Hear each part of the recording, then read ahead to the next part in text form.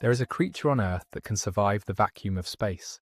It can be frozen solid for decades, it can be boiled, it can be blasted with radiation. And when conditions improve, it doesn't recover slowly, it simply turns back on. By every rule we teach about biology, this creature should not exist. This is not science fiction. This is not a theoretical organism. This is a real documented form of life that forces scientists to confront something deeply uncomfortable. Our rules for life are incomplete. The creature is called a tardigrade, and once you understand how it survives, you'll understand why it's a problem for biology. At first glance, tardigrades don't look impressive. They are microscopic, usually less than 0.5 millimeter long. They live quietly in moss, soil, fresh water, and even the ocean.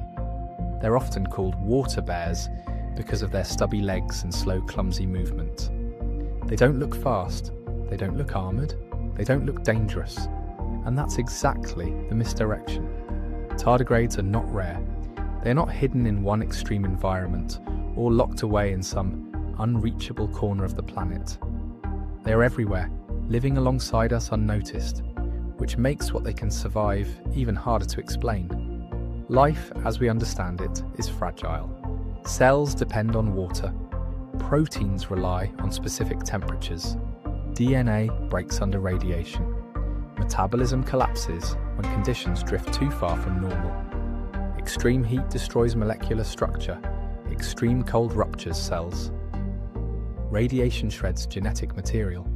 A vacuum strips away the pressure life depends on.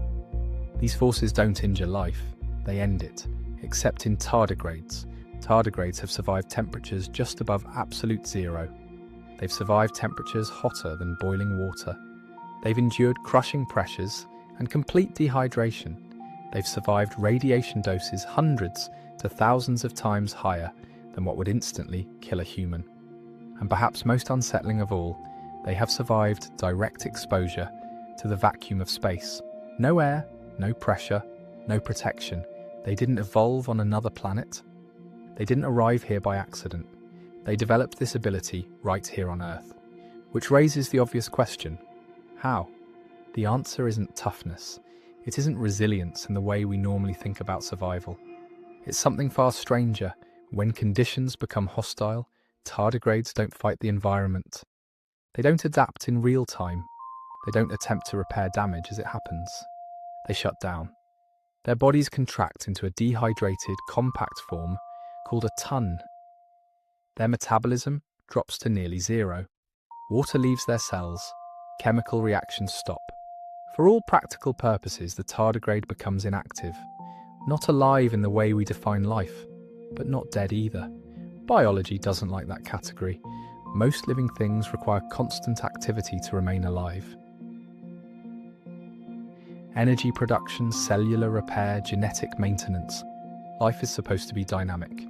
Tardigrades challenge that assumption by entering a state known as cryptobiosis, a condition where biological processes are so reduced that life is effectively paused. Time stops for them. They can remain in this state for years, sometimes decades, possibly longer, and when conditions improve, they rehydrate, restart their metabolism, and continue as if nothing happened. But shutting life down doesn't explain everything, because radiation doesn't just damage active cells, it damages DNA itself. In most organisms, DNA damage is fatal. Double-strand breaks disrupt the genetic instruction cells rely on to function. If enough of that damage occurs, repair is impossible. The organism dies, tardigrades don't. Scientists discovered that tardigrades possess unique protective mechanisms at the molecular level. One of the most studied is a protein that binds to DNA and acts like a physical shield. It doesn't make DNA indestructible. It reduces damage just enough for survival. When the tardigrade reactivates, its cellular machinery begins repairing what would be catastrophic damage in any other known organism. This is not passive endurance. This is active molecular defense, which leads to an uncomfortable realization. Tardigrades aren't surviving by accident. They are engineered by evolution to endure conditions that should erase life entirely. And that forces biology into a corner, because tardigrades raise questions we're not fully prepared to answer. What does it mean to be alive if an organism can stop being biologically active and still survive? Is metabolism required for life, or just for activity? Where is the line between life and non-life? If a microscopic animal on Earth can survive the vacuum of space, radiation, and extreme time dilation, then survivability is not as fragile as we once believed. And if survivability isn't fragile, then life itself may be far more durable and far more widespread than we assume. This doesn't mean tardigrades are extraterrestrial. It doesn't mean they came from space. It means Earth itself is capable of producing life that can tolerate conditions we once believed were absolute limits. And that changes how we think about life everywhere else. Tardigrades don't break the rules of biology because they're special. They break them because the rules were never complete. They exist quietly, unnoticed, in the moss beneath our feet, not as an exception, but as a reminder that our understanding of life is still incomplete. And if a creature this small can survive what should be impossible, then the universe may be far more biologically resilient than we're ready to admit.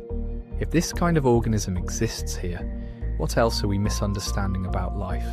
And what else shouldn't exist, but does? If one microscopic creature can defy everything we thought we knew about life, what else is waiting to be examined?